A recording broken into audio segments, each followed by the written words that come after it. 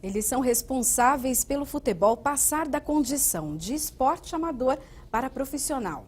Muitas vezes são criticados pela imprensa e por torcedores, mas sem dúvida são fundamentais na gestão da carreira dos jogadores.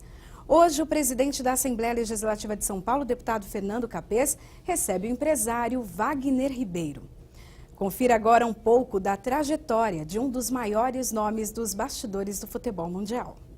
Formado em administração pela FMU, ele é agente credenciado pela FIFA. Aos 52 anos, é dono da WR Marketing Esportivo, que faz a gestão da carreira de mais de 120 atletas. Wagner Ribeiro faz questão de afirmar que cuida pessoalmente da carreira de jogadores como Neymar, do Barcelona, Lucas, do Paris Saint-Germain da França, Gabigol, da Inter de Milão, Rodrigo Figueiredo, do Corinthians, Léo Passos, do Palmeiras, Igor, do São Paulo, entre outros. Ribeiro tem em seu currículo o fato de ter participado das maiores transações do futebol brasileiro, entre elas Neymar, Lucas Moura, Robinho, Gabriel, Kaká e França. Olá, nosso querido telespectador, que sempre nos brinda com a sua audiência aqui na TV Assembleia, na nossa querida Assembleia Legislativa do Estado de São Paulo. Hoje, você sabe que nós temos o Assembleia Esportiva com o Nilson César, que fala só de futebol. Hoje nós vamos abordar o futebol sob o prisma da geração de emprego, da possibilidade de negócios, do potencial econômico e também aproveitar, é claro, e falar um pouco do Neymar, desses craques, um pouco da vida deles que talvez seja do seu interesse, nós temos certeza que você vai gostar. Estamos hoje aqui com o nosso Wagner Ribeiro. Olha, muito obrigado pela tua presença. Eu sei da sua agenda muito concorrida, não só aqui no Brasil, mas internacional. A gente está muito feliz que você esteja conosco aqui. E eu já queria, de início, te fazer uma pergunta. Como é que você se inseriu nesse meio do futebol? Como é que foi a entrada do Wagner Ribeiro até se transformar nesse grande agente dos jogadores de futebol? Primeiramente, agradecer o convite. O presidente sempre cordial, já nos vimos algumas vezes. Eu entrei no futebol em 97 pelo 15 de Jaú, através de um cunhado meu que era candidato a prefeito, Ricardo Franceschi, e eu fui um dos donos do 15 de Jaú durante um ano. E depois eu trouxe o França para o São Paulo. O França, que foi meu primeiro jogador, em 97. A partir deste momento, eu que já gostava de futebol, que acho que eu fui um jogador que não se deu bem porque não teve bom empresário. Perfeito. É uma brincadeira que eu faço com os amigos. Eu já queria entrar no futebol há muitos anos e aproveitei. Em seguida vieram os outros jogadores famosos como o Kaká, o Robinho, que eles eram bem jovens. O Kaká tinha 15 anos, o Robinho 14. Enfim, através do 15 de Jaú e do França, meu primeiro jogador, eu entrei no futebol. Olha, você falou do 15 de Jaú. Como torcedor do Corinthians, o 15 de Jaú tem um jogador que me traz uma amarga lembrança. É o Luiz Poiani, que no jogo Corinthians e 15 de Jaú, lá em Jaú, apitado pelo Romualdo Arpe Filho, o Corinthians perdeu de 3-0, 3 gols do Luiz Poiani. Então, não sei se você se recorda desse jogo, foi em 77. Eu recordo vagamente, mas em contrapartida, você deve lembrar do Wilson Mano, que marcou um gol a favor do Corinthians, lá em Campinas, que levou o Corinthians à final. Eu não me lembro o ano. O Wilson Mano, eu corintiano, eu sou obrigado a lembrar, fez um gol de coxa contra o São Paulo. Na final do Campeonato Brasileiro, o Neto cobrou uma falta, ele desviou e fez. E contra o Guarani, em Campinas, ele chutou e o Viola desviou e fez o gol. Exatamente. A gente tem que lembrar dessas coisas, né? Esse gol foi, ou levou o título ou... Foi. Esse gol do Viola foi em agosto de 1988. Que memória. A final do Campeonato Paulista, Corinthians e Guarani. Foi 0-0 no tempo normal, o Guarani jogava com a vantagem do empate. E no primeiro tempo da prorrogação, o Wilson Mano chutou, o Viola, que estava praticamente estreando no Corinthians, desviou e foi 1-0. Era aquele árbitro, o Arnaldo César Coelho, que apitou. Agora eu quero te fazer uma pergunta, presidente. O que houve de diferente na comemoração deste gol do Viola, pela primeira vez no Brasil? Ele não tirou a camisa e foi em direção à torcida? Ele tinha duas camisas. Ele tirou uma exatamente. e ficou rodando e a outra ficou aqui. Ele não poderia levar cartão porque ele estava com a camisa. Com a outra camisa. E a outra que ele estava jogando, ele ficou comemorando. Ele sempre foi muito criativo. É verdade. Ô Wagner, você percebi que você gosta de futebol, é uma das minhas paixões também. A função do empresário, às vezes, ela é mal compreendida. E as pessoas ficam com raiva, muitas vezes, de quem faz sucesso, enveredando-se por um determinado ramo da atividade econômica. Qual é a importância do empresário do futebol? Você disse que foi um bom jogador, mas não teve a felicidade de ter tido um empresário. No que o empresário faz a diferença hoje para o jogador de futebol? Sem dúvida. Primeiro que o empresário, quando ele está com o jogador em início de carreira, ele faz a ascensão do jogador no clube, dá toda a estrutura e faz a gestão de carreira do atleta. A partir do momento que se fez um contrato bom, onde ele ficava, porque agora a FIFA aboliu os direitos econômicos, o empresário tem a obrigação de fazer uma gestão que o leve a ser titular no clube que ele joga. De que forma? Dando estrutura, dando marketing, dando assessoria até na parte jurídica e depois na transferência, onde ele faz a independência econômica. Dificilmente um jogador de futebol faz a independência econômica no Brasil. Vamos falar do Rogério Ceni, que não saiu do Brasil, mas ficou rico no Brasil, jogando pelo São Paulo 20 e poucos anos. É uma exceção. Agora, quem quer fazer a independência econômica, devido à moeda e também o que se paga lá fora, tem que ir para a Europa. E, além de tudo, é um sonho disputar uma Champions. Vocês dão estrutura para os jogadores, montam escolinhas, mantêm o jogador a alimentação, muitas vezes a escola, ajudam nas despesas. Que tipo de investimento é feito para um jogador? E uma outra pergunta, o empresário não pode mais ser dono de passe de jogador, detentor, não é? Ele tem que estar ligado a um clube. Me mistura essas duas perguntas e me dá uma... Nós não temos escolinha, nós temos jogadores que são trazidos por olheiros de escolinha, onde nós os colocamos para fazerem avaliações em clubes até um pouco menores, em clubes médios, para que eles não sintam a camisa. Perfeito. E a outra pergunta... Então, quer dizer, vocês ajudam os clubes a descobrirem talentos, Sim, é isso? Nós levamos para avaliações. Perfeito. Isso faz com que o jogador cresça lá, porque o clube não tem uma estrutura. O clube muda de presidente de 2 em 2 anos, muda de diretor de 6 em 6 meses. Como é que eles vão saber de um jogador? E o técnico muda, às vezes, de mês em mês. Quer dizer, então, a seleção brasileira tem que agradecer a esses olheiros que tem no futebol e aos empresários, porque muitas vezes estão descobrindo talentos que não seriam aproveitados, nem vistos. E quantos talentos nós já foram perdidos porque não tiveram oportunidade de chegar num grande clube? Agora, a outra pergunta era se, uma vez esse olheiro descobre um determinado jogador, você dá estrutura e ajuda o jogador a chegar a um determinado clube, dá a ele estabilidade emocional, estabilidade econômica, até ele andar com as próprias pernas. Se fazendo isso, você pode também comprar os direitos do jogador e negociar com o clube.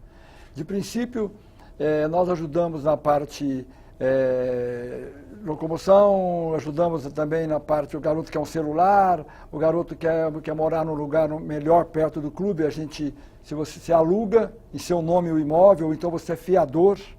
É feito esse trabalho no nosso escritório. Porém, agora com os direitos econômicos que não existem mais, a FIFA deletou essa palavra, direitos econômicos. Quem pode ter hoje, quem pode possuir um jogador é somente clube de futebol.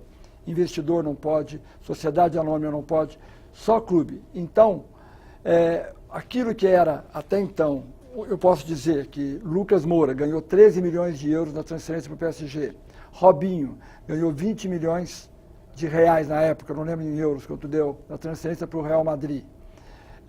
Neymar ganhou um valor muito considerável agora na ida dele para o Barcelona. E o Gabriel, agora recentemente, há um mês atrás, ganhou 12 milhões de euros na ida para a Inter de Milão. Isso não vai acontecer mais, porque agora a lei proíbe o jogador ter direitos econômicos. Porém, existe uma saída para o jogador que eu estou estudando com meus advogados. Nos contratos futuros agora vamos colocar uma cláusula de compensação de venda. Na compensação, ele teria um valor já fixo, ou então um percentual pré-determinado para que ele possa receber na transferência, a troco de uma bonificação. Então, normalmente o jogador, quando ele é vendido, ele recebe uma porcentagem do valor que é pago. Na lei do passe, de muitos anos atrás, até surgir a lei Pelé, era obrigatório 15%. O Pelé acabou com isso. Agora, a lei do passe acabou com o vínculo. Hoje, quando o clube quer comprar, ele vai lá e paga a multa, não depende mais do clube que tem o jogador. E ele pode ter um percentual que variava. Tem o caso hoje do Lucas Lima, que joga no Santos, na seleção brasileira. O Santos tem 10% dele, 80% é de investidor. Isso, claro, antes da lei, que foi promulgada há 1 ano e 4 meses atrás. Que agora proíbe o investidor de ser dono de direitos econômicos. Exatamente. Hoje só o clube é dono de só direitos o clube. econômicos. Esse grupo de investidor europeu chamado DOIN, ele tem aqui no Brasil 80% do Lucas Lima, tinha 20% do Gabigol, o Giovani tinha 50%, o Damião, que hoje está no Flamengo, ele tem 100%. O Santos tem um direito à camisa, um percentual sobre a receita, enfim, acabou. Porém, os jogadores têm que entender que eles podem ficar ricos na transferência para a Europa. Bom, então vamos lá. Hoje, um empresário não pode mais ser detentor dos direitos econômicos do jogador. Não pode. O clube faz um contrato. O clube também não tem direitos econômicos, ele tem um contrato. Ele tem um contrato que ele detém, que tem uma multa. E a multa rescisória. Então, não é que tem que pagar, comprar os direitos econômicos do jogador. Não. Mas é uma multa rescisória no contrato. Exatamente, mas se eu for pôr um jogador no Corinthians hoje, o Corinthians quer muito jogador, eu posso reivindicar um valor para o atleta que eu quiser. Perfeito. O Corinthians paga se quiser. E numa transferência, o Corinthians também, o clube que detém o jogador, ele quer vender. O jogador não ganha nada. Então ele fala, eu só vou se você me pagar, você vai receber 10 milhões de euros, então eu quero 15% disso, eu quero 1,5 milhão. Tá. Senão eu não vou. Vamos imaginar o seguinte, o Santos tem um contrato com o Lucas Lima. Vamos lá. E esse contrato é hipótese, em tese vai um contrato de 5 anos de duração. Amanhã o Paris Saint-Germain quer o jogador Lucas Lima.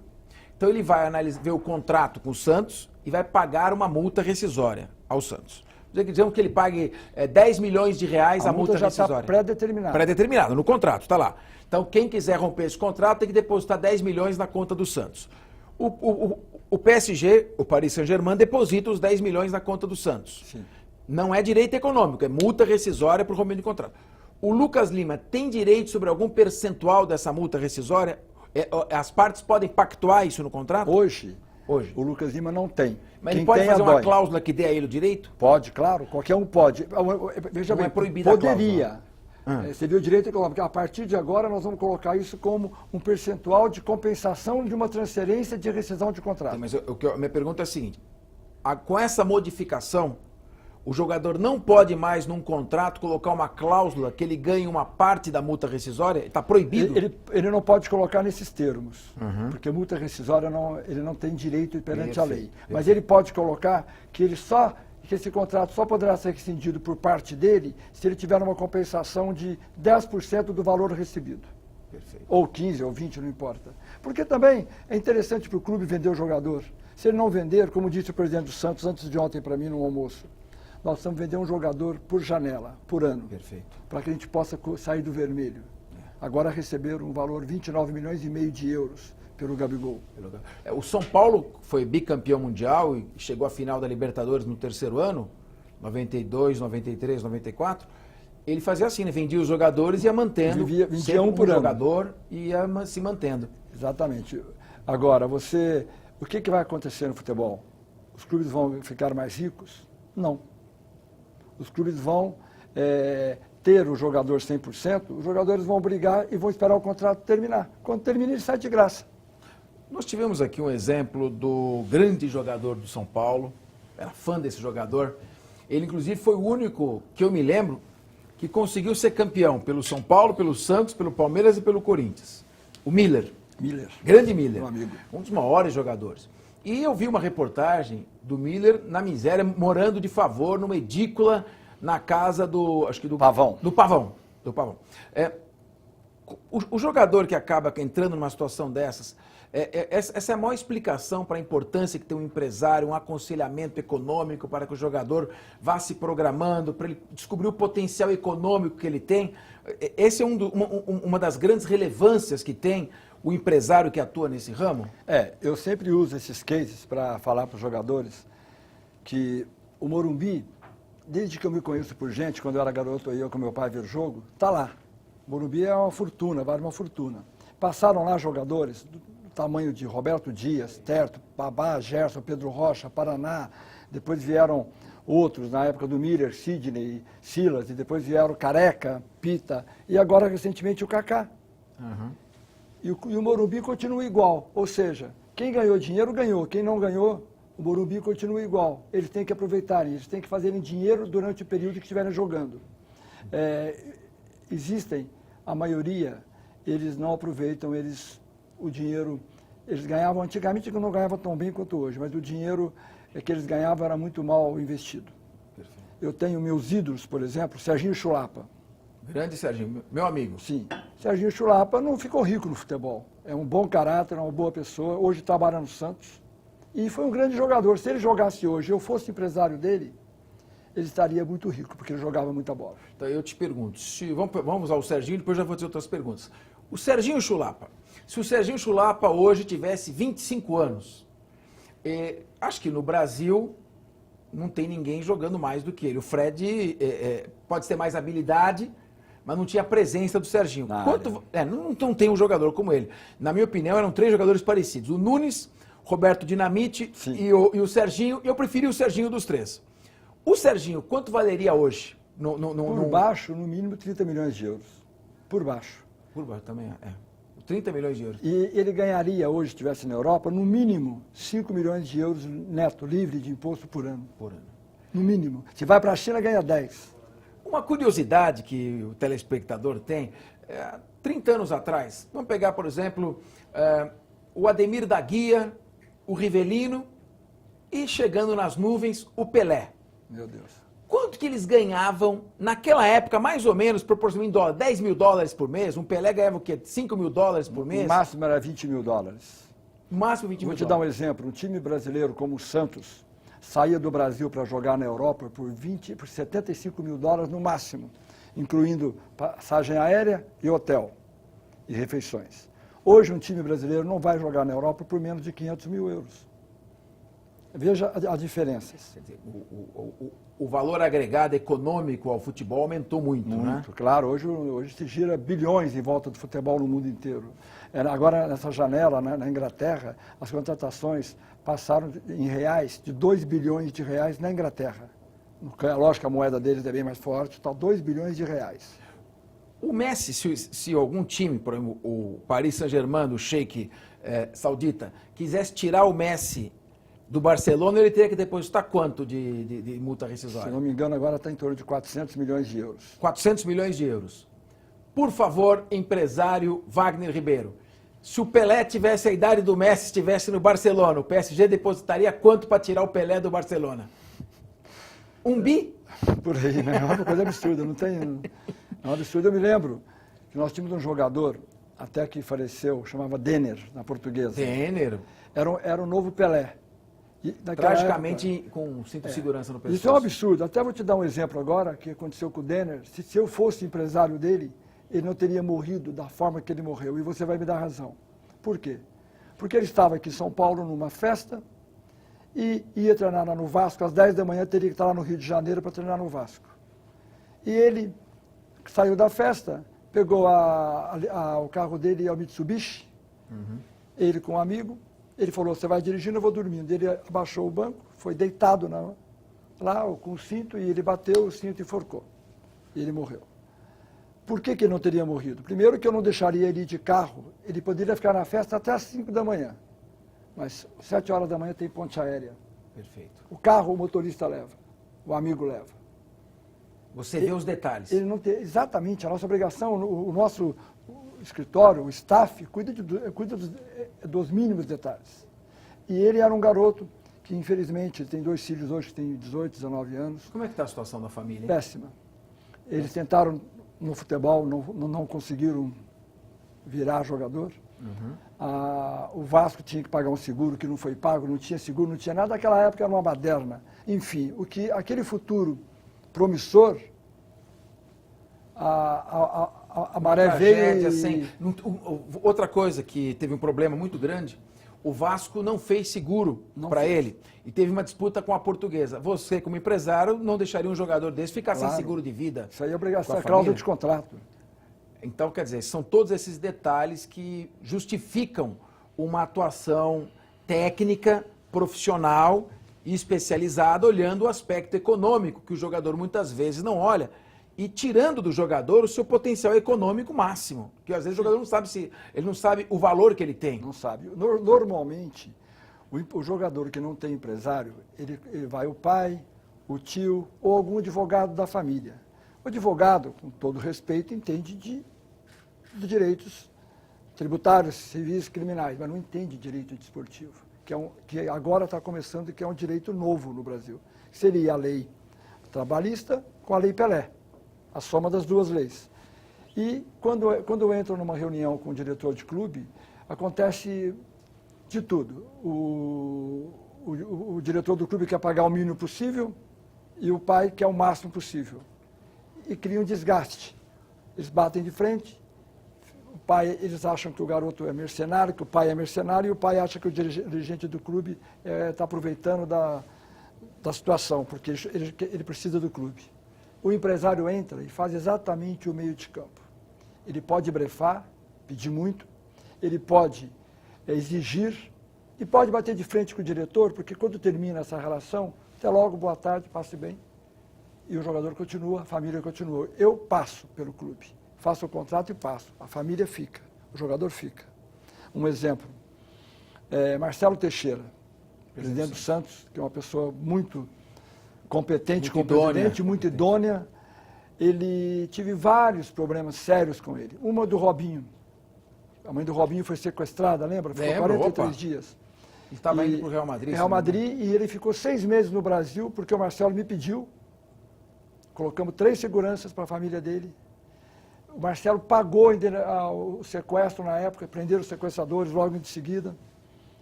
Chegou 6 meses depois, o Marcelo disse que não venderia o Robinho. Eu falei para ele, Marcelo, a multa é 50 milhões de dólares. Eu tenho 40, o Robinho tem 40, então o Santos tem 30. Se você não vendê-lo, eu vou pagar essa multa. O Real Madrid paga. Mas eu não quero vender o jogador agora, ele vale muito mais do que isso, é o novo Pelé. Ele brigou comigo, entre aspas, ele defendeu o Santos, eu defendi o jogador. Eu fiz a vontade do jogador, até o ponto de sequestrá-lo, entre aspas. Depois da Copa das Confederações, quando ele chegou lá em Guarulhos, eu levei de helicóptero para Angra, para que ele não se apresentasse no Santos, porque o Santos queria que ele jogasse no dia seguinte. Por que eu fiz isso? Para forçar a venda dele, porque ele não queria ficar mais. Tinha sido prometido, quando a mãe dele saiu do cativeiro, graças a Deus, que ele iria ser vendido em julho. Isso aconteceu em novembro do sequestro. E em julho o presidente recuou por interesses do Santos. Sim, fez a parte dele. O interesse do clube dele. E quando acabou, eu o vendi, eu dei parabéns ao Marcelo e ele me deu parabéns. Mas 15 dias antes ele queria me matar. E jamais o Robinho, sem uma assistência profissional, teria força e argumento para resistir ao presidente, não vou vender e ponto final. Exatamente, eu bati de frente. Tanto é que o presidente passou, hoje o próprio Neymar veio depois. E o Neymar também foi outro desgaste. E agora com o Gabigol, que foi uma transferência maior do que do Neymar e maior do que do Robinho, foi tudo na paz. Com outro presidente. Antigamente você falava, meu jogador é inegociável. O jogador ficava envaidecido, mas aquilo prejudicava. Eu lembro até o saudoso Vicente Mateus, dizendo que o craque, já falecido, saudoso, o Dr. Sócrates, era invendável, introcável e imprestável. Ele dizia, né? E hoje não, existe toda uma visão econômica. Minha pergunta, você disse que a sua estreia, o seu debut como empresário, foi a venda do França para o São Paulo em 1997. 1997. França, que no ano seguinte, em 1998, marcou o gol. Foi campeão paulista e marcou o 3-1 contra o Corinthians. Na volta do Raí do PSG para o São Paulo. Algo que me desculpe o São Paulo, eu adoro o São Paulo, mas o Raí veio, adoro o São Paulo, admiro o São Paulo, mas o Raí jogou uma partida. Ele chegou do Paris Saint-Germain e estreou E marcou um gol. naquele jogo. E marcou o gol. E o França Quer marcou dizer, 2. Foi e o 3-1 França- para o São Paulo contra o Corinthians. Exatamente. Muito bem. O França foi o seu ali, o seu início. Como é que foi essa negociação? O São Paulo também é um clube muito profissional e que não gosta de empresário. Tinha um preconceito Juvenal não contra gostava de empresário. empresário. O Juvenal Juventus. Como é que foi vencer essa barreira do preconceito tricolor? Normalmente o empresário, ele é sempre visto como quem está tirando o jogador do clube, tirando o torcedor, odeia empresário. Eu já fui ameaçado, nunca fui agredido, mas graças a Deus já tive problemas sérios em campo de futebol. Hoje eu vou no campo raramente, quando vou, eu ouço muitas coisas, muitas ofensas gratuitas, simplesmente porque eu exerço o meu direito de trabalhar, que Você é defendeu o jogador. jogador. Eu seria como um advogado, só que eu defendo o ídolo dele, aquele que é intocável, que é o que faz a felicidade dele no fim de semana, às quartas-feiras à noite, no campo de futebol. Então, eles dizem que nós ganhamos muito dinheiro, que nós atrapalhamos a carreira do jogador e que deixamos os clubes quebrados. É o contrário. Hoje se vende jogador por preços absurdamente altos. Gabigol, Neymar, Kaká e outros. E sendo que anos atrás, quando só tínhamos no Brasil Juan Figuer, somente, um único empresário que é um uruguaio, diga-se de passagem, uma pessoa idônea, correta. Luiz Pereira e Leivinha foram vendidos para o Atlético de Madrid. Os dois maiores jogadores do Palmeiras na época, sabe por quanto? 3 milhões de dólares. Os dois juntos. Uau. Hoje seriam os dois juntos 50 milhões de euros, no mínimo. não tem preço. Luiz Pereira e Leivinha, o zagueiro central da Foi- seleção brasileira, Foi em 74. 1975. Cinco. Eles ganharam o troféu Ramon de Carranza em 74. 74, ganharam do Real Madrid, Ramon de Que Carranza. memória, hein? No ano seguinte, o Leivinha chegou a disputar o torneio Rio-São Paulo, no Maracanã, quando o Rivelino já tinha ido para a seleção carioca, estava no Fluminense. Foi 1-1, o Leivinha fez o gol da seleção paulista, e em seguida foram, e o Luiz Pereira tinha patrocínio da Chevrolet, o apelido era Luiz Chevrolet. Exato. Foram para o Atlético de Madrid. Está até hoje. E o Luiz quem? Pereira. Está no Atlético de Está Madrid? na categoria de base. Eu sempre encontro ele lá, encontrei muitas viagens. Lá, aquele jeitão dele, as pernas tortas, lembra? do E Luiz Pereira? imagina, Eu me lembro que eu tinha um jogador de São Paulo, chamava Mirandinha, que era meu ídolo.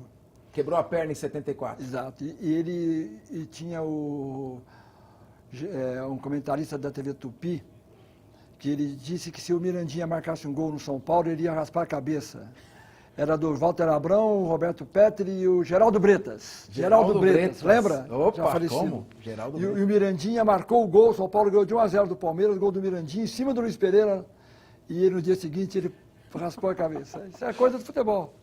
Me diga uma coisa, você falou do 15 de Jaú, eu lembro daquele romantismo do futebol dos anos 70, que você tinha a Portuguesa de Desportos, um time fortíssimo, chegou à final de 73 contra o Santos, acabou sendo campeão paulista por um erro na contagem dos pênaltis, Armando Marques. os dois do Armando Marques. Depois chegou à final com o São Paulo em 1975. Ganhou o torneio, a Taça Governador do Estado em 76.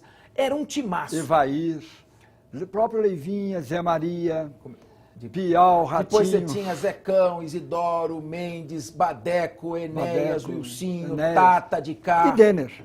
E o Denner já é nos anos 90. Eu estou falando dos anos 70. Por que eu estou sintonizando aqui?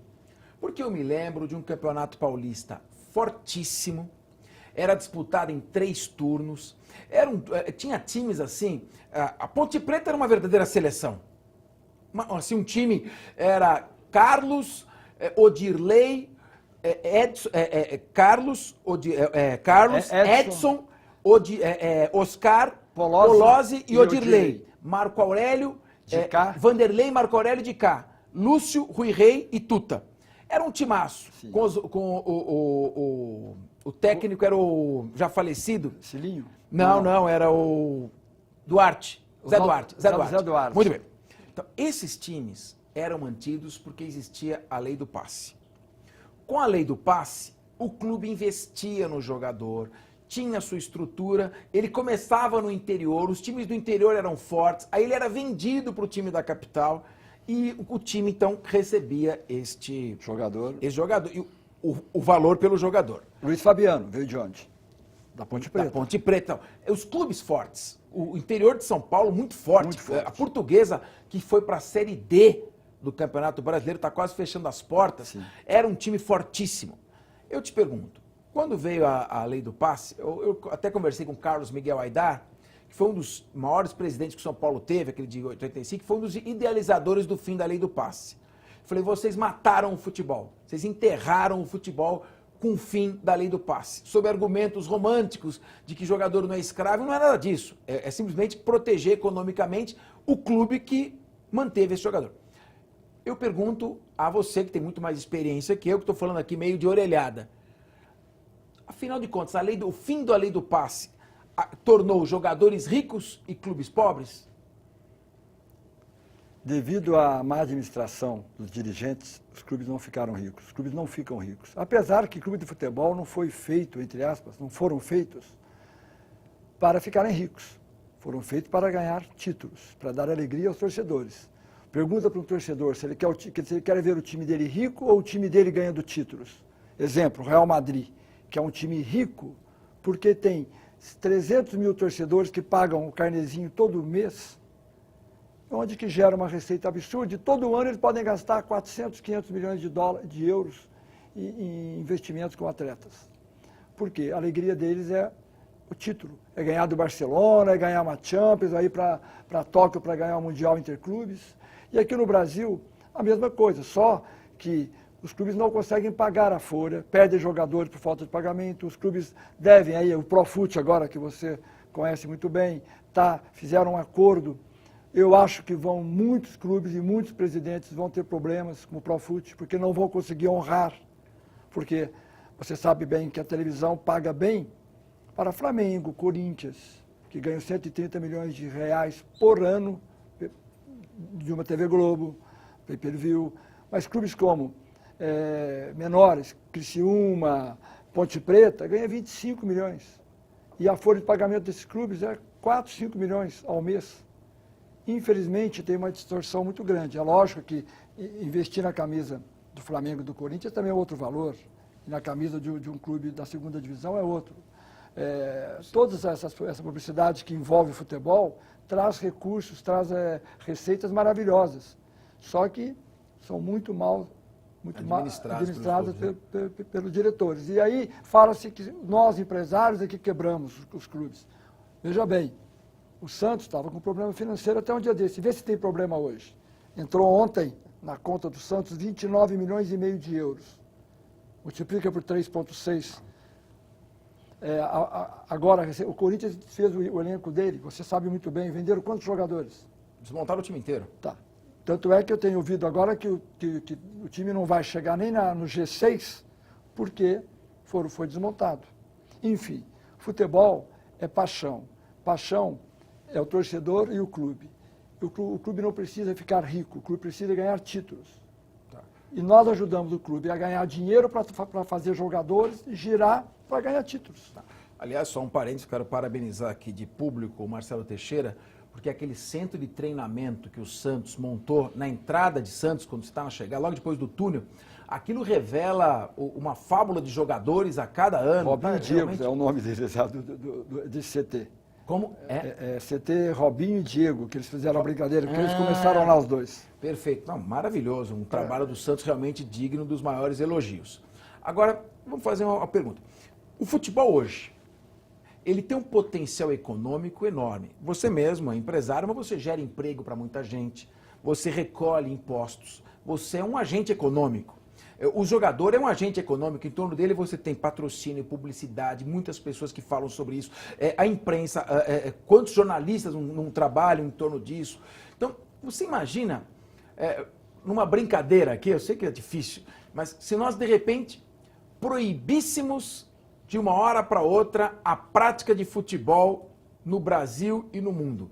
Não tem mais futebol profissional. Você já imaginou a perda econômica que teria, o potencial econômico que tem o futebol e a perda que acarretaria interromper essa atividade de uma hora para outra? E veja, imagina o tamanho do desemprego. Milhões de pessoas perderiam emprego. Porque futebol não é só os jogadores que envolvem. Um clube de futebol tem, no mínimo, aí, um clube grande, 400 funcionários diretos que estão lá no dia a dia. Imagina você, fim de semana, aquele mais humilde que tem um carrinho de sanduíche lá, do cachorro-quente, que vai para o estádio, ele vive daquilo. Perfeito. Onde que ele vende? Lá na porta do estádio. Aquele que vende a camisa também recebe. O táxi, o ônibus. É impressionante, é uma cadeia econômica sem fim. Depois do futebol, eu lembro quando eu era garoto, eu ia aonde com meu pai? Ia comer um lanche, um sanduíche, lá perto do campo, lá, normal, a cervejinha que o pessoal toma antes, que agora proibiram a cerveja no estádio, que eu acho um absurdo. Perfeito. Porque devia educar o povo, não proibir a cerveja. Eu acho que essa é uma questão que merece agora com os novos estádios. As arenas, né? As arenas, se você fizer a venda de todos os ingressos numerados, zelar para que a pessoa sente no seu lugar, que tenha um juizado especial. Acho que isso aí tudo você começa a evoluir. A proibição da bebida alcoólica foi nos anos 90, em que a violência estava sem controle. Eu tive até como promotor processar torcidas organizadas. As medidas eram todas assim tomadas preventivamente. Hoje acho que talvez o futebol esteja caminhando para tratar o torcedor como um consumidor com amplos direitos, né? Isso é uma questão que merece ser revista. Como na Europa, né? Na Europa o torcedor vai ao estádio como se ele fosse ao teatro. Ele vai bem arrumado. No inverno aqueles capotes, gravata, e chega lá, ele senta no lugar dele, tem um aquecedor no inverno, ele na hora do intervalo ele vai tomar o vinho dele, vai jantar no estádio, acabou também. Normalmente, em alguns lugares, ele desce, pega o metrô embaixo do estádio e vai para a casa dele. Não é aqui que você corre o risco do seu carro ser até roubado em volta do estádio, infelizmente. Então é outra cultura, mas no Brasil melhorou muito essa situação. Você sabe disso. Sem dúvida. Hoje as coisas estão bem melhores. Os clubes já estão sabendo trabalhar com empresários. Os clubes hoje sabem, eles têm ideia que se ficarem no vermelho agora eles vão ter problemas. O presidente vai responder com os bens dele. Sim. A Profut tem uma cláusula. Enfim, nós melhoramos muito, mas vamos demorar mais algumas décadas para chegar a ser que nem na Europa. Wagner, você tem o privilégio, acho que para milhões de torcedores apaixonados pelo futebol, é um privilégio, de privar da companhia, nos momentos que eles estão, em particular, dos grandes craques. Sem ser indiscreto, mas assim, como é um Neymar na intimidade? Ele aparece perante a população muitas vezes, chegando no ônibus para disputar uma partida pela seleção, com fone, com óculos escuro, não olhando na cara de ninguém, passa uma imagem de arrogância, de antipatia. E, na verdade, às vezes as pessoas não compreendem o que está por trás, toda a tensão dele, a concentração para disputar uma partida, a véspera que ele teve, se ele tem problemas particulares que ele está tentando superar para disputar a partida. Como é, por exemplo, o Neymar naquilo que você convive, que você conversa com ele? Fala um pouco para o nosso telespectador. Só para defender os jogadores de geral que saem dos ônibus com os fones no ouvido ou falando no celular, isso não é isso é uma forma deles fugirem do torcedor, porque eles são proibidos pelo clube de dar entrevista antes dos jogos, para simplesmente ficarem focados no jogo. Porque uma entrevista antes, o que vai acontecer no jogo daqui a pouco? Isso não tem nada a ver, houve uma palestra antes, houve uma conversa com o técnico, então ele chega focado no jogo. Então ele não vai falar com a imprensa, nem vai falar com o torcedor, nem dar o autógrafo, nem tirar foto. Isso é uma regra do clube. E por isso que acham que eles são arrogantes. Em relação à intimidade dos jogadores, vamos falar do Neymar, que é um menino, eu o conheço desde os 12 anos, é um moleque que, quando eu levei para o Real Madrid em 2006, em 5 ou 6, eu não, estou na dúvida, em 6, ele foi fazer uma avaliação no Real Madrid, eu tinha o Robinho lá, e levei ele lá para Valdebebas, ele ficou 19 dias treinando, eu me lembro que ainda estava frio, porque foi março, abril, e ele respondeu positivamente todos os quesitos de uma planilha do técnico da base do clube. E eu fui chamado pelo presidente, Florentino Pérez, que hoje eu desfruto da amizade dele, é uma pessoa que eu admiro muito. que era para eu voltar para o Brasil e em seguida trazer a família para que ele assinasse o contrato e ficasse no Real Madrid.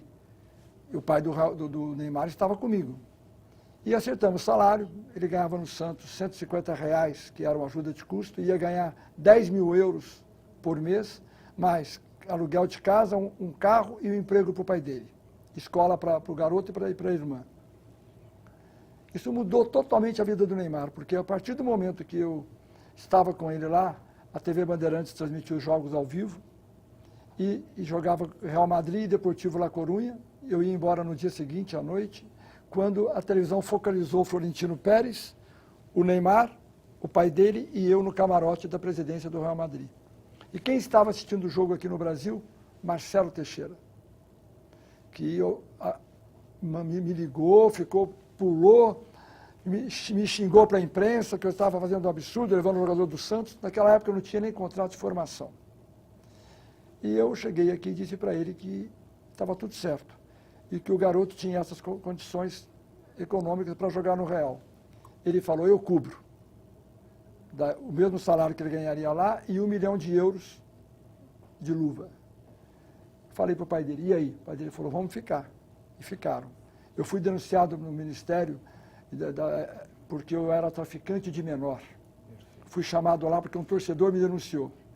Levei o pai dele, levei o passaporte do garoto, do pai e a autorização da mãe, que tinha autorizado o pai a ir comigo para levá-lo lá. Eu chamo isso a turma do mal. A turma do mal não quer que você faça o bem. É paixão pro futebol, porque eles queriam... Achavam que chamar de traficante de menores não é paixão, é turma do mal. Porém, aconteceu. O pai dele foi comigo lá no fórum, foi muito desagradável. Enfim, conviver com esses jogadores de alto nível, que tem essa... Eles também são celebridades, não é só no Brasil. O Neymar, aonde vai no mundo, no Japão, qualquer lugar da Ásia, na Europa, ele fecha aeroporto, ele fecha restaurante. Eu me lembro que eu fui ao cinema com ele em Barcelona, 1 ano atrás, e ele, o pai dele e os amigos dele lá, da turma dele, ele foi de boné, óculos, e nós tivemos que, na hora que um foi comprar os ingressos, nós tivemos que fazer um cerco nele para que não o vissem. Senão ele não teria paz lá fora e dentro do cinema também. É uma coisa ridícula, mas... Mas como é que é o Neymar? Porque, veja bem, essa questão de ser celebridade é bom, faz bem à alma, se ele sente o carinho, o calor dos fãs, mas ao mesmo tempo isso cansa, isso puxa um pouco da energia de qualquer pessoa.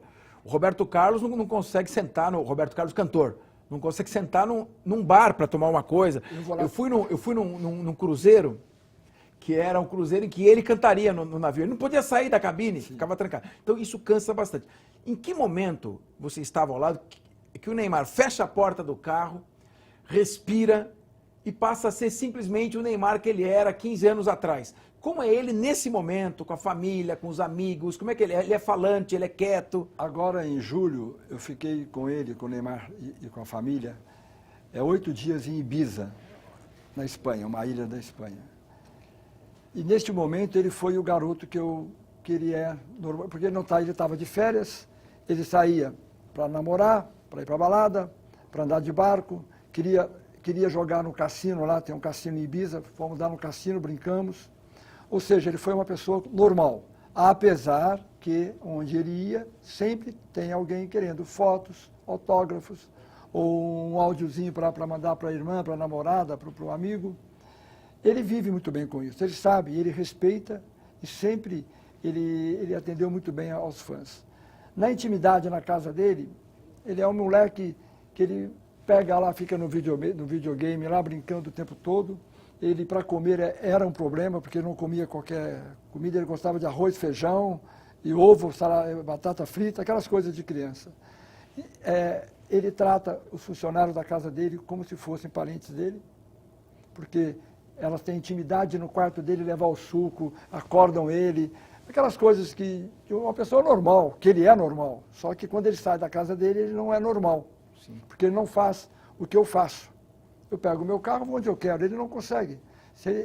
Ele tem uma Ferrari lá? Tem, porque é o prazer dele. Mas quantas vezes ele andou nessa Ferrari em Barcelona? 1, 2, 3? Perfeito. Não dá para andar numa Ferrari em Barcelona, o Neymar. Ele tem porque ele é o prazer dele, ele pode comprar. Enfim, Não é fácil ser ídolo. Eu me lembro que o meu ídolo, quando eu o vi a primeira vez, chamava-se Pedro Rocha. Eu naquela época não era fácil tirar uma foto, como hoje você pega o celular e tira uma foto. Eu quando o vi lá em Ribeirão Preto, no hotel, com meu pai, ele era enorme, parecia que ele tinha 3 metros de altura. Eu fui lá perto dele, lá encostei assim, falei, não sabia o que falar, fiquei bobo. Só de encostar a mão nele assim, eu me senti, porque era um ídolo meu, claro. Eu brincava de botão com ele lá no botão, na tampinha, enfim. São coisas que marcam a gente. Mesa 10 de São Paulo. Mesa 10, Gerson.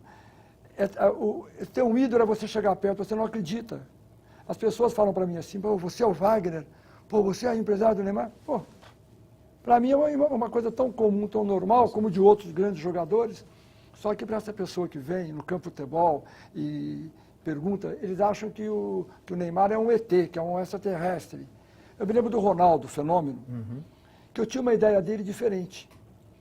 Antes de conhecê-lo bem, lá em Madrid, quando eu levei o Robinho, ele jogava no Real Madrid, eu tinha uma ideia que ele era arrogante, prepotente. Porque ele também, é um absurdo o assédio nele. Naquela época era uma coisa louca, que nem o Neymar ou até mais. E na intimidade, eu ia para a casa dele, tomava vinho com ele, a gente estava jogando snooker. Era que nem jogar snooker, eu e o rapaz ali no bar da esquina. Ou seja, são pessoas normais, que levam uma vida Sim, normal e... Só que a celebridade vem através do sucesso na carreira que ele tem. Que é merecida. É merecida. E isso faz com que eles se sintam até invadidos, porque não tem privacidade. E quando alguém olha o Neymar aí com fone, ou olhava o Ronaldo, acham que eles são arrogantes, que eles são metidos, são malas, entre aspas. Não é isso. Me diga uma coisa, você considera o Neymar o melhor jogador que o Santos teve na era pós-Pelé, ou você colocaria alguns no mesmo nível que ele, pelo que você consegue se recordar? Eu acho que o Neymar é melhor que o Pelé. Uau. Eu acho, porque o Pelé jogava numa época que a bola era diferente, o campo diferente, o jogador hoje corre em média 9 km por jogo. Na época do Pelé era 4. Preparação física dos jogadores antigamente era uma coisa, hoje tem 2, 3 no Neymar. Na época do Pelé, ele parava a bola, olhava, hoje ele para a bola e tem 3 em cima. É muito mais difícil jogar futebol hoje. É verdade que os campos de hoje são melhores do que antigamente? Sim. É verdade que os juízes hoje protegem mais fisicamente o jogador? Sim. Porém, não estou dizendo que o Pelé, tecnicamente, é o Pelé, você vai falar, mas eu acho o Neymar muito mais jogador que o Pelé. Como eu acho que o Robinho é outro talento do mesmo tamanho. O Robinho não chegou a ser o melhor do mundo, como era um projeto meu e dele, na época que ele foi para o Real Madrid, por detalhes, porque ele saiu do Real Madrid, por problemas internos. O Neymar já está entre os 3 do mundo. O Robinho não mexeram muito na estrutura física dele, para deixar ele muito forte, ele perdeu a mobilidade? A imprensa fala isso, porque o Robinho gostava como ele tinha tempo ocioso, ele ficava na casa dele, ouvindo o pagode dele e malhando. Ele foi ganhando braço, coxa, ombro, e ele tecnicamente até hoje continua muito bom, excelente tecnicamente, mas ele perdeu a mobilidade que ele tinha da famosa pedalada lá. Porém, ao mesmo tempo, o Robinho foi mudando a característica. Hoje ele é um jogador mais de armação, de celebridade no meio do campo, não é mais aquele Robinho atacante que vai para cima, que nem o Neymar faz. Perfeito, difícil. Mas o Robinho tinha o talento para ser isso. Então, eu respondendo a sua pergunta, primeiro Neymar, segundo Pelé e terceiro Robinho, no Santos. Esses 3 do Santos, né? No Santos. Na minha opinião, minha humilde opinião, como torcedor que sou. E jogadores, por exemplo, como o Zico. O Zico foi para a Europa, ele foi um pouco sacrificado. Ele chegou num time médio, que é o Udinese, acabou não tendo uma grande participação, né?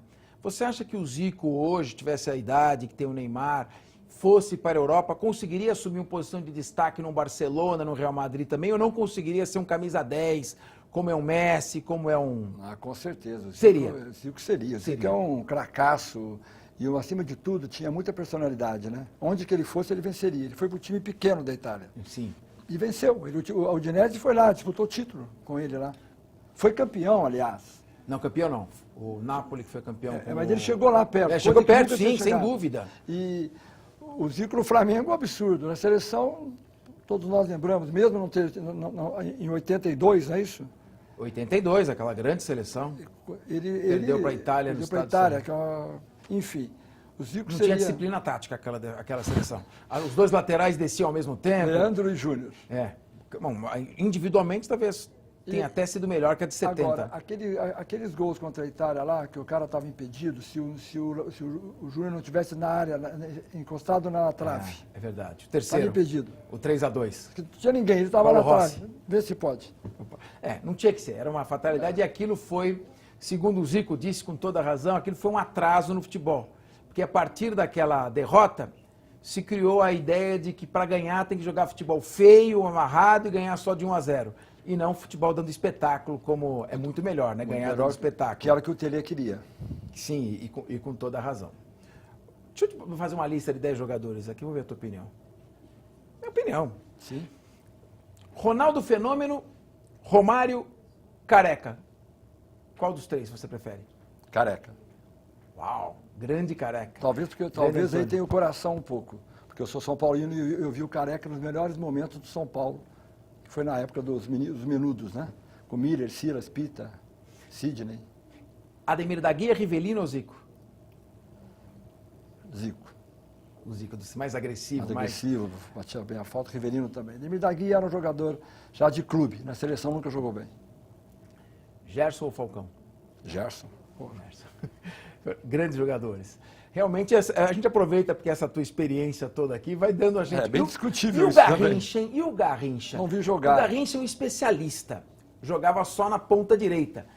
Teria lugar para um especialista hoje, quando todos os clubes falam em 4-4-2? Hoje o Garrincha teria dificuldades, porque ele não marcava ninguém, ele só atacava, só jogava naquele fixo, ali na ponta direita, driblando. Mas era um craque, era um talento.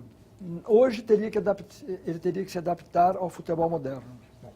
Vamos falar um pouquinho, estamos chegando no final do programa. Seleção brasileira.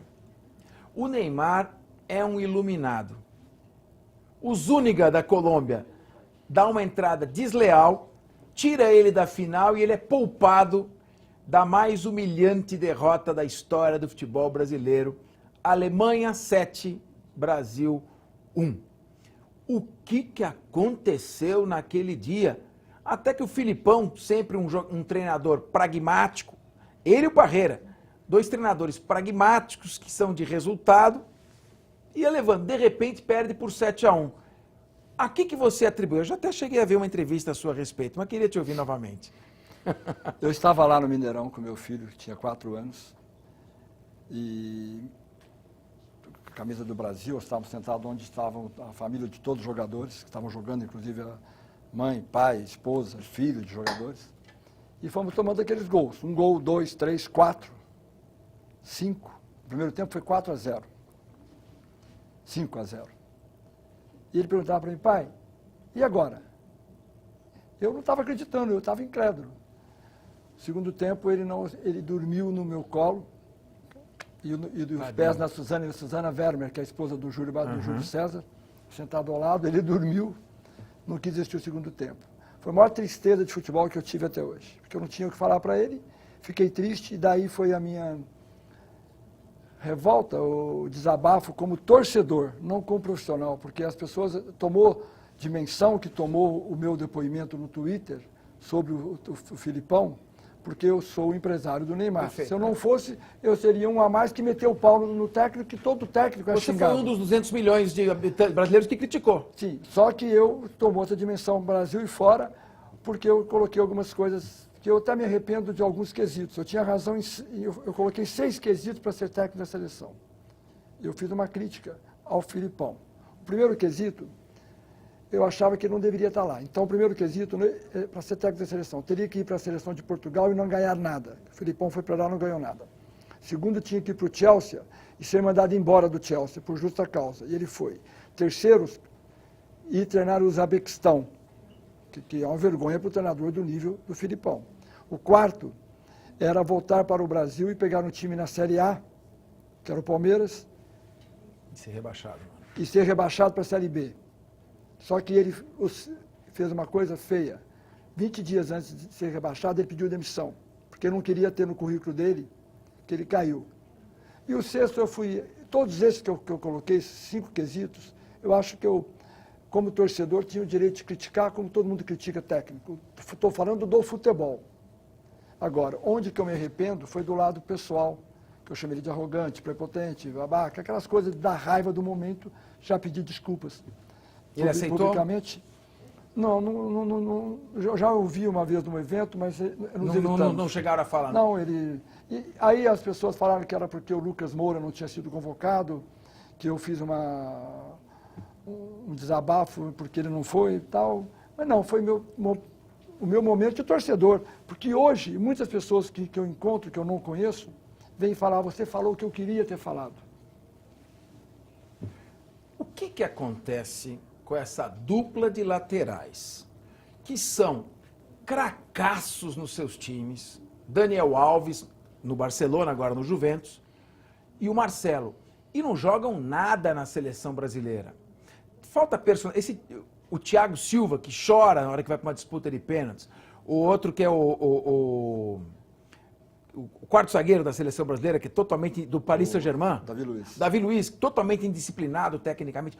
Falta personalidade ou nós não temos mais Carlos Alberto Torres, Cafu, Leandro, Jorginho, Branco, Roberto Carlos, Falcão, Batista, Cerezo, Zico, Sócrates, Raí, Ronaldo Fenômeno, Romário.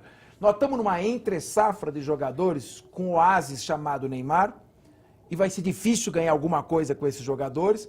Ou não, nós temos talentos e falta um pouquinho de trabalhar a parte psicológica e tática. Nós temos talentos. Marcelo, na minha opinião, é o melhor lateral esquerdo do mundo.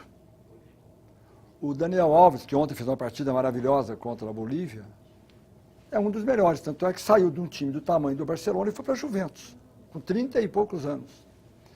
Davi Luiz, taticamente, eu não acho ele muito bom, apesar que ele é muito bom tecnicamente. Ele joga porque ele deveria ser um volante, ele sai muito para o jogo. Thiago Silva chorou de emoção, de tristeza, de preocupação. Ele é um ser humano. É um baita zagueiro, na minha opinião, seria zagueiro titular do meu time, se eu fosse técnico. E a safra é muito boa. O problema é que nós, torcedores, queremos o melhor e somos muito exigentes. Daí, vamos ter sempre o resultado do outro lado. O futebol hoje é muito igual no mundo inteiro. Uma seleção da Ucrânia faz frente a frente com a Espanha, perde de 1-0. Com a Itália, com a Inglaterra, enfim. Nós somos exigentes. Então nós temos que ter no futebol, esquecer um pouco a paixão, assistir o futebol num todo, como um jogo bonito de se ver, torcido ali, boas jogadas e tal, mas sem essa de querer crucificar, que nem o torcedor brasileiro crucifica. Nós temos tempo para mais uma pergunta só. E já é uma pergunta meio... para te colocar, não numa sinuca de bico, mas uma pergunta que vai merecer transparência e sinceridade da sua parte. A FIFA vai acabar? Qual o futuro da FIFA com essa investigação do FBI? Não, acabar não vai acabar, porque a FIFA é... Criar uma nova entidade do futebol, fechar... Estão mudando os homens, né? Agora é outro presidente, todos sabem o que aconteceu aqui no Brasil. Eu acredito que isso vai moralizar muito e... Futebol, como eu disse há pouco, está mudando muito, mudou muito dentro de campo, fora de campo também, e agora é a profissionalização dos dirigentes, isso é muito importante. Meu querido telespectador, nós estamos chegando ao final, 1 hora de programa que passou muito rápido, porque o tema é empolgante, sob o ponto de vista da paixão, mas também sob o ponto de vista da possibilidade do potencial econômico girado em torno do futebol. Espero que você tenha aproveitado e conhecido um pouco mais esse empresário de grande sucesso, que também é um grande ser humano, o Wagner Ribeiro. Até o próximo Discussão Nacional.